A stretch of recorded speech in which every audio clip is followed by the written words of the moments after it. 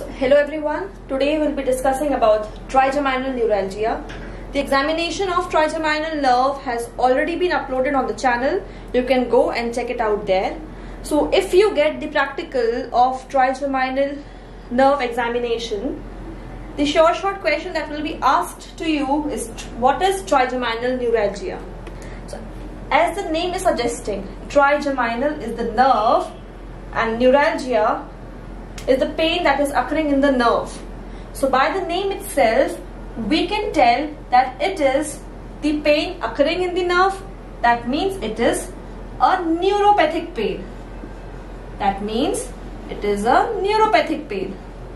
Since it is a neuropathic pain, it will be involving the somatosensory fibers.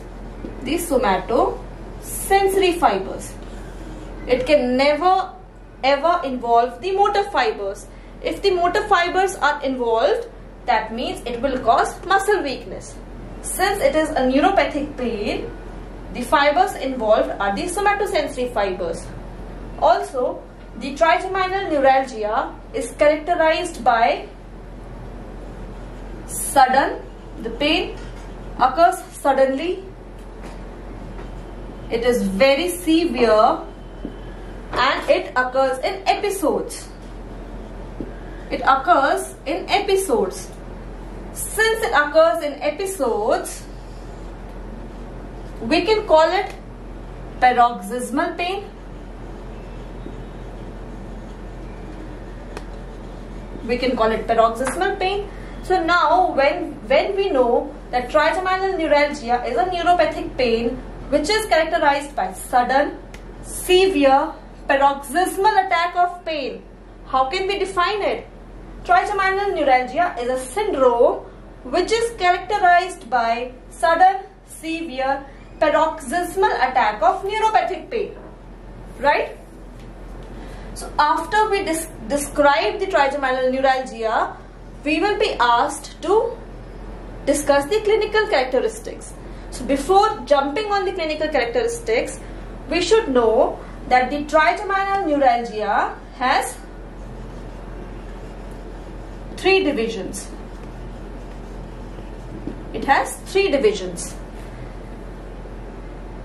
Firstly, the ophthalmic division, the maxillary division, and the mandibular division, or V1, V2 and V3 divisions.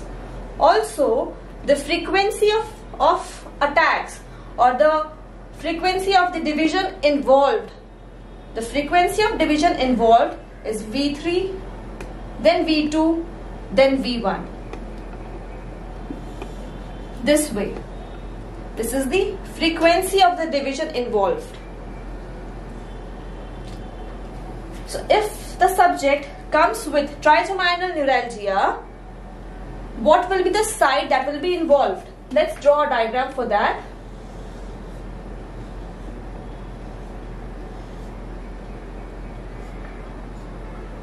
So if the ophthalmic division is involved, it will involve the upper part.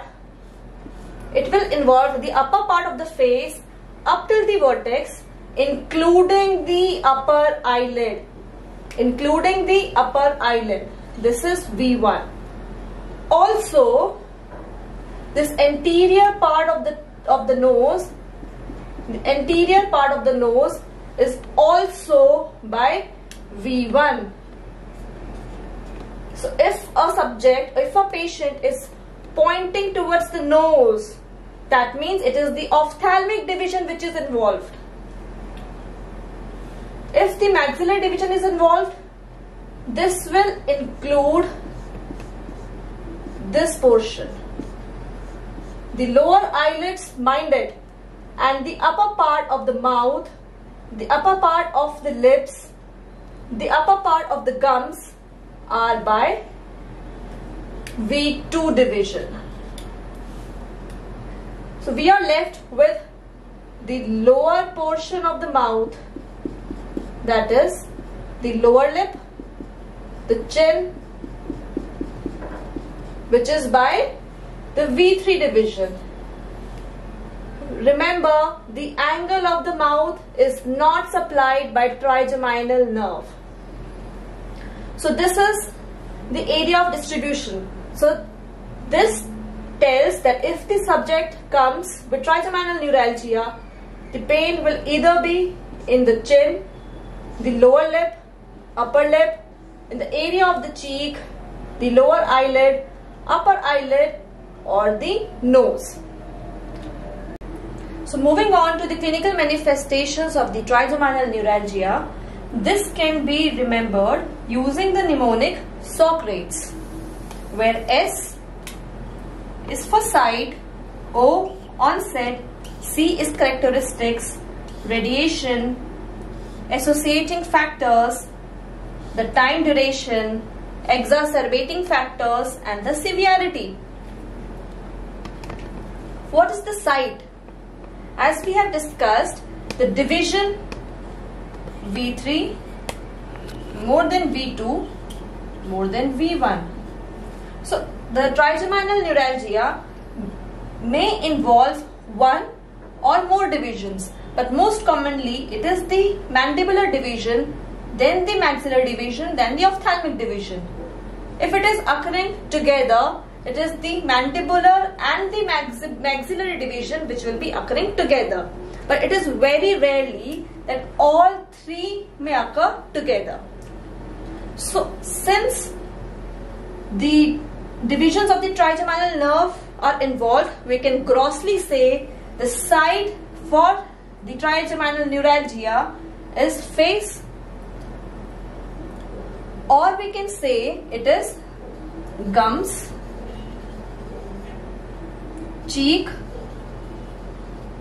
chin, tip of nose, or simply the areas which are supplied by the trigeminal divisions. Also, the point to remember here is that the trigeminal neuralgia ka pain, it is a unilateral pain. It is a unilateral pain. What about the onset? Remember, when we were discussing about the definition of the trigeminal neuralgia, we said the trigeminal neuralgia is characterized by sudden severe paroxysmal attack of pains. So the onset is sudden and it is episodic. It is episodic. It is what about the character? The character of the pain. The pain is so severe, it feels as if somebody has cut your cheek. So the pain is lancinating type of pain. Very severe, feels like somebody has given a cut with a sharp knife. Lancinating type of pain or electric shock like pain.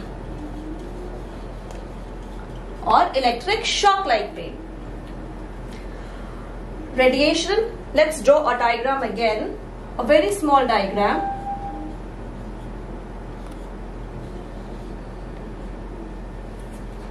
The pain radiates from the angle of the mouth either to the ear or to the eye or to the nose. From the angle from the mouth, the pain can radiate to the ear, to the eye or to the nose. And the division, if it is radiating to the ear, it is the V3 division. If it is radiating to the eye, remember we have pointed the arrow to the lower eyelid. So it is V2, and nose, it is the V1 division. So radiation can be to the ear, to the eye or to the nose. What about the associating factor? The pain is so severe that the patient winces in pain. Since the patient is wincing in pain, showing some facial characteristics, it is also known as tic $X. Tick $X. Involvement of the facial expressions and pain. Hence, tick $X. Time.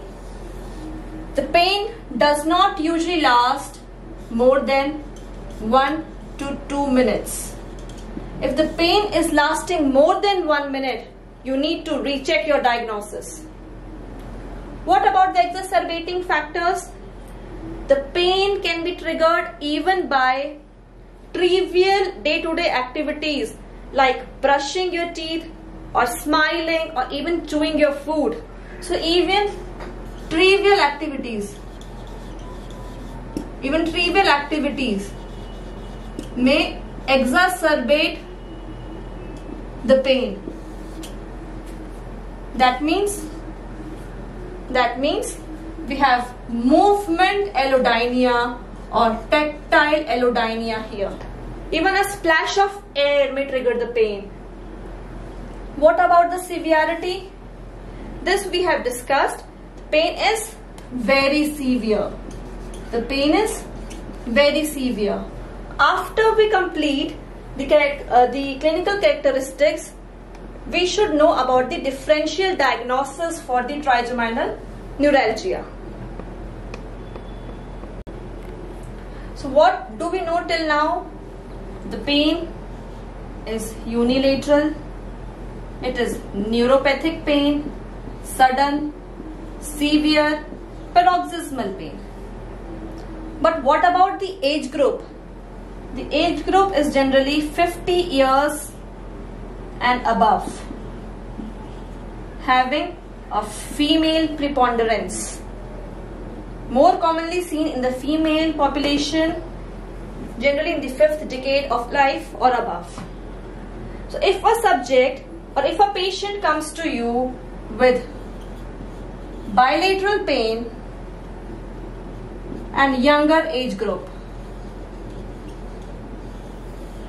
then we need to deviate our mind from trigeminal neuralgia, because in this case it is multiple sclerosis. So this brings us to the differential diagnosis, my dear friends, of the trigeminal neuralgia. So the differential diagnosis for the trigeminal neuralgia firstly can be the glossopharyngeal neuralgia. Same characteristics, neuropathic pain, sudden, severe, paroxysmal, but where? In the area of distribution of the 9th nerve. The second differential diagnosis can be the post-herpetic pain. The post-herpetic pain. The third diagnosis, the differential for trigeminal neuralgia, can be the geniculate neuralgia. That means the 7th nerve, but the pain of this will be in the ear.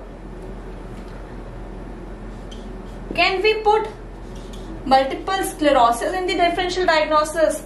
No, we cannot. Why? Because we know it is a unilateral pain, 50 years, female. But in multiple sclerosis, we just saw it is bilateral, involving the younger populations. Hence, we have three differential diagnoses.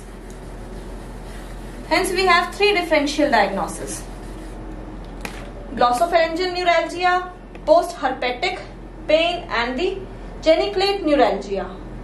So this finishes off with the trigeminal neuralgia. If you have any doubts, do put it in the comment section below. Thank you.